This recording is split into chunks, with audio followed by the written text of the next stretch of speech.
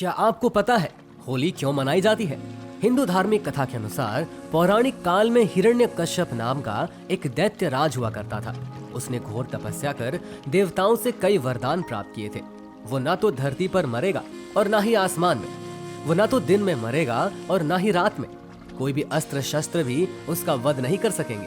न वो बाहर मरेगा और ना ही घर में। ना ही उसे कोई जानवर मार सकता है और ना ही कोई इंसान। देवताओं से इतने वरदान पाकर वो स्वयं को अमर मानकर भगवान मानने लगा और लोगों पर अत्याचार करने लगा। वो सभी को खुद की पूजा करने के लिए कहता था। जो उसकी बातें नहीं मानता था वो उस पर अत्याचार करता था। उसका स्वयं का पुत्र प्रहलाद, जो कि एक बालक ही था, वो अपने पिता के खिलाफ हो गया। एक दिन की बात है, राजमहल में हिरण्यकश्यप ने अपने पुत्र प्रहलाद को अपने पास बुलाया और कहा, पुत्र, तुम्हारा सबसे बड़ा धर्म क्या है?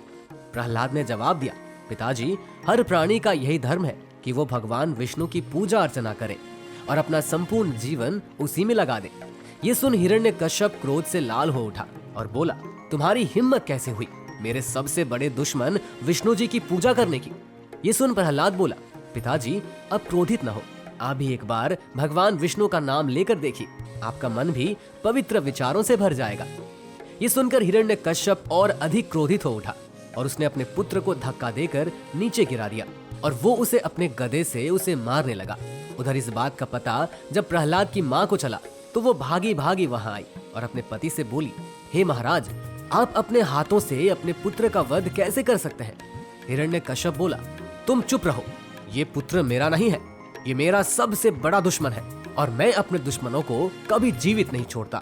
और उसने अपने सैनिकों को आदेश दिया कि इस बालक को महल से बाहर ले जाओ और सारी प्रजा के सामने इसका सिर धड़ से अलग कर दो, ताकि बाद में कोई भी इसके डर से भगवान विष्णु का नाम ना ले सके। ये सुन प्रहलाद की माता उसके पिता के चरणों को पकड़कर कहने लगी, महाराज, इसे क्षमा कर दीजिए, ये अभी एक बालक ही है। लेकिन हिरण्यकश्यप ने उनकी एक न सुनी और वहीं उसके सैनिक प्रहलाद को लेकर महल से बाहर चले गए। बाहर जाकर सारी प्रजा के सामने जैसे ही प्रहलाद को मारने के लिए एक सैनिक ने तलवार उठाई, वो तलवार फूलों में बदल गई। तभी दूसरे सैनिक ने तुरंत भाले से प्रहलाद को मारना चाहा, लेकिन जैसे उसने भाला फेंका तो भाले से उसी सैनिक पर प्रहार कर उसका स्वयं का वध हो गया। ये देखकर सभी सैनिक डर गए और वहां से भाग गए।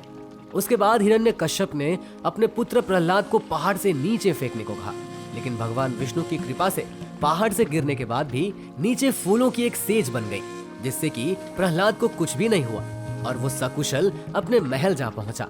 जब उसके पिता को प्रहलाद के जीवित होने की खबर मिली तो वो क्रोधित हो उठा और वहीं सैनिकों को आदेश दिए गए कि वो प्रहलाद को कारागार में बंद कर दे और वहां सांपों को छोड़ दे।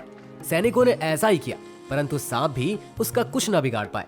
जैसे ही कोई सांप उसे काटने आता तो वो वहीं भस्म हो जाता। और इस तरह हिरण्यकश्यप और उसके सैनिकों ने प्रहलाद को मारने के कई अथक प्रयास किए।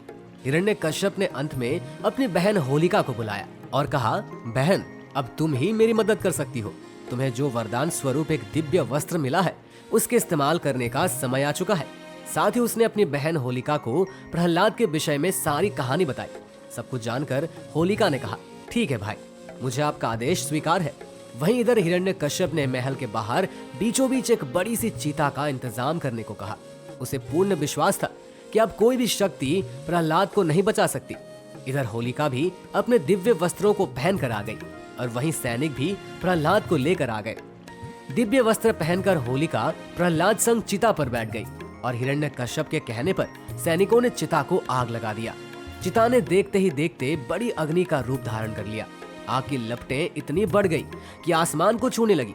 वहीं प्रहलाद ने दोनों हाथ जोड़कर विष्णु नाम का जाप करने लगा और वहीं कुछ समय बाद ही चिता से चीखों की आवाज आने लगी। वहीं हिरण्यकश्यप मुस्कुराया और कहा, प्रहलाद, आज तेरा विष्णु भी तुझे मरने से नहीं बचा सकता। परंतु जब आग की लपटें शांत हुई तो हिरण्यकश्यप को अपनी आंखों पर विश्वास न हुआ। प्रहलाद बिल्कुल ठीक चिता पर बैठा हुआ था। ये देख हिरण्यकश्यप रोने लगा और कहा, नहीं, मेरी बहन होलिका नहीं मर सकती है। इसी प्रकार भगवान विष्णु ने इस बार भी अपने भक्त प्रहलाद की रक्षा करी और होलिका तो चली गई, परंतु प्रहलाद को कुछ भी नहीं हुआ।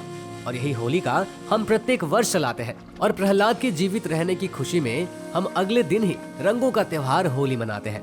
उम्मीद है आपको आज का ये वीडियो काफी पसंद आया होगा, जिसमें कि हम होली क्यों मनाते हैं, इसकी पौराणिक कथा के बारे में जाना। इसी तरह की वीडियोस को देखने के लिए हमारे चैनल को लाइक करें, सब्सक्राइब करें और शेयर भी करें। और हाँ दोस्तों, कमेंट करना बिल्कुल न भूलना। धन्यवाद।